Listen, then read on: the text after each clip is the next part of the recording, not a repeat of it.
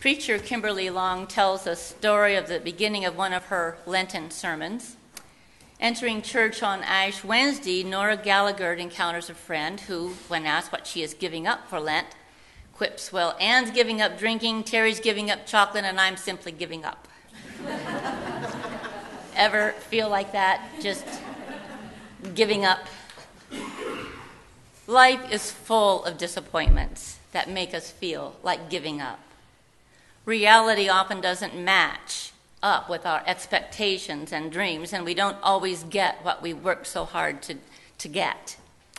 So we are disappointed and discouraged when things don't go our way. Disappointments can range from mild disappointments, like the time you wanted to go out for pizza, but everybody else wanted Chinese food. Or it could be a major setback, like the time when you didn't get that raise or the promotion at work that you had worked so hard to get. Many years ago, I decided it was time to to answer God's call to ministry. It had been 8 years since I graduated from seminary, and I had been busy having 3 babies. But now that my children were no longer so young, I applied to become an ordained pastor, which included writing several papers and going to an extensive interview by the Conference Board of Ordained Ministry. So I so wanted to be approved and to begin to follow God's call, but it was not to be. After the interview, I received a call late one night that there weren't enough clergy openings, and I had ranked too far down on the list to be approved. I was not going to be ordained. I was not merely disappointed, I was discouraged and devastated. But buckets of tears. I felt like giving up. In today's gospel, Jesus is disappointed and discouraged over his beloved Jerusalem, and he laments the city's unwillingness to turn toward God. As you may know, he's on his way to Jerusalem, where you know what's going to happen. And some Pharisees have warned Jesus not to go there because Herod wants to kill him. And Jesus reacts initially with anger. "Go and tell that fox that I must finish my work," he says. Because Jesus is determined to continue the work that God called him to do, even though he knows it will cost him his life. And then we have this beautiful lament over Jerusalem. He laments all the violence done over the years to the prophets, those who have sought to follow God's way. He describes the yearning, wooing, loving, pleading heart of God. How often has God extended the invitation to people to be in a relationship with God, and they have rejected him? Jesus likens his love to that of a mother hen. "Jerusalem, Jerusalem, the city that kills the prophets and stones those who are sent to it. How often I have desired to gather your children together, as a hen gathers her brood under her wings, and you were not willing." Can you hear the disappointment, the discouragement, the grief in Jesus' toned voice? I found the following quote in one of my preaching resources. It's attributed to Liz Colgan Aaliyah. Not sure I pronounced her name right. I can't tell you who she is exactly, but she writes beautifully. And she says, and I quote, "And so God grieves. God grieves with acute grief. God grieves with chronic sorrow, the lasting ache that pierces the hearts of loving parents raising impaired children. God grieves the loss of expectations. God still cares and laughs and loves, but grief creeps over God unannounced, and God grieves. God grieves the child that was to be. God grieves the loss of that human being created good in the garden. It might be that God rages inwardly, wanting to have those dreams for these human creatures fulfilled, but knowing that it is not going to be possible. It might be that God blamed God's self for creating human beings with the impairment of choice. And it might be that God feels a deep, searing pain of awareness of what is about to happen. But you would not. And God grieves. God could have uttered harsh words and horrible lamentations out of wrath and disgust with the people, with their unbelieving and choice to turn away. But the grieving Son of God turns towards us before the gates of Jerusalem, and out of God's whole heart pours this grief. How often I have desired to gather your children together, as a hen gathers her brood under her wings, and you were not willing. Unquote. When have you been disappointed or discouraged? Maybe it was some time when someone didn't return your love. Unrequited love is a painful thing. Or maybe it was when your son or daughter went down the wrong path and you had tried so hard to teach them the right path. How do you deal with that disappointment? How do we deal with those situations that leave us feeling discouraged and abandoned and like giving up? Well, I think we can learn a little bit from the example of Jesus. First of all, pray. Share your disappointment with God.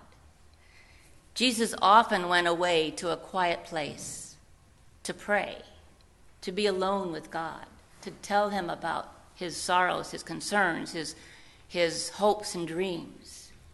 So pray, tell God how you feel, and God will grieve with you. God will gather you in his arms and comfort you, no matter how a mistake happens, whether it's your fault or someone else's fault, or how much hurt there is. God longs to help us and to care and protect us and to lead us to make good choices. A little girl was sent on an errand by her mother. She took much too long in coming back. The little girl explained that on her way she had met a little friend who was crying because she had broken her doll. "Oh," said the mother, "then you stopped to help her fix her doll?" "Oh, no," replied the little girl. "I stopped to help her cry." So when you are disappointed, pray. Share your disappointment with God because God cares enough to grieve, to cry with us. Secondly, persevere. Try again. Don't rack yourself with guilt because others would not accept what you have to offer. Have the courage to express your thoughts and feelings about the situation. Take a stand. Don't flee and don't give up. Many of those who have risen from failure to real achievement have ignored the rejections they faced. In 1902, the poetry editor of the Atlantic Monthly returned a sheaf of poems to a 28-year-old poet with this curt note: "Our magazine has no room for your vigorous verse." The poet was Robert Frost. In 1905, the University of Bern turned down a PhD dissertation as being irrelevant and fanciful. The young physics students who wrote the dissertation, Albert Einstein. In 1894, the rhetoric teacher at Harrow in England wrote on the 16-year-old's report card, "A conspicuous lack of success." The 16-year-old was Winston Churchill. All of these people kept on persevering. They didn't give up when they received a rejection. So if an obstacle appears in your way, persevere, move around it, go on to more fruitful areas of endeavor, and continue your work for good to the best of your ability. A boy was collecting the money owed by subscribers on his paper route. He knocked on the door of a house occupied by an elderly couple. But the boy was treated very rudely and brusquely. "Go away. I don't care about your paper. My wife is dying." Instead of running away like a wounded hound, the boy went to his pastor and told him of his encounter. "Could you go and see if you could help them?" the little boy asked. Well, the pastor knew that a cold call would probably not do very much good, but how could he resist the earnest plea and this request of this caring young boy, this parishioner of his? So the pastor went to the house and knocked on the door and was offered a rather rude welcome, just like the young boy had been. Before the door was slammed in his face, however, the pastor shoved one of his business cards toward the angry man, saying, "If you should ever need me, don't hesitate to call." About 3 weeks later, the pastor got a call from this man saying, "If you still want to come over, you can." Well, during this visit to this dying woman, she said, "I hear that when you Christians gather together, you drink wine and eat bread, and that God is with you." And that opened the door, and the pastor was able to share the gospel with her and prepare her for baptism, her first communion, and life eternal. A dying woman experienced new life because a young boy and his pastor refused to let rudeness and rejection stand in the way of what they knew was right. Together they met the challenge with the love of God. So if others are disappointed with you, if others reject you, if an obstacle appears in your road, move around it. Go on to more fruitful areas of endeavor. Pray and persevere. Finally, and most importantly, as I told the children, have faith. Jerusalem would not listen to Jesus. They were not open to receiving him at that time. All he could do was move on and wait for God to accomplish God's purposes in some other way. Jesus could not or would not control the response of other people. And neither can we. All we can do is give it our best effort and place it in the merciful hands of God. Back to my rejection of ordination. When I wasn't approved, I was thoroughly discouraged and tempted to give up. However, after talking it over with some good friends and praying about it, I decided to try again the following year. This time, I worked harder on my papers, and I was better prepared for the interview. And that year, by God's grace, I was approved. I ranked much higher in the list, and I think there were only 4 of us ordained that year out of about 15. So my journey began as an ordained pastor. It's not always been easy, and there have been times of grief and tears, times when I wanted to give up, and think, oh, what am I doing in this ministry? Just like maybe Jesus felt. But I prayed, and with God's help, I persevered, and I had faith that God was with me. And that is the good news for today. Even though we may have failed God, God does never fail us. As we look back on our lives, you can recognize God has been there all the time, right before your very eyes. Even in the midst of disappointment and struggle, even in the midst of the worst times of our lives, God was always there. We might not have recognized God. God may have come in the form of a friend who gave us a helping hand.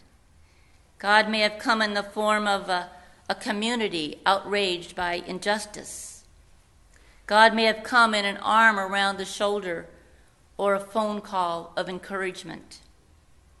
God is always there, simply waiting for us to call upon him, to recognize God's presence. Disappointment, discouragement can bring grief and tears. But the love of God gathers and unites and solidifies and intensifies and reconciles.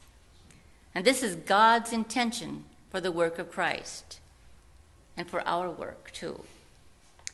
As Frederick Buechner writes, whenever you find tears in your eyes, especially unexpected tears, it is well to pay the closest attention. They are not only telling you something about the secret of who you are, but more often than not, God is speaking to you through them of the mystery of where you have come from and is summoning you to where, if your soul is to be saved, you should go next. Amen.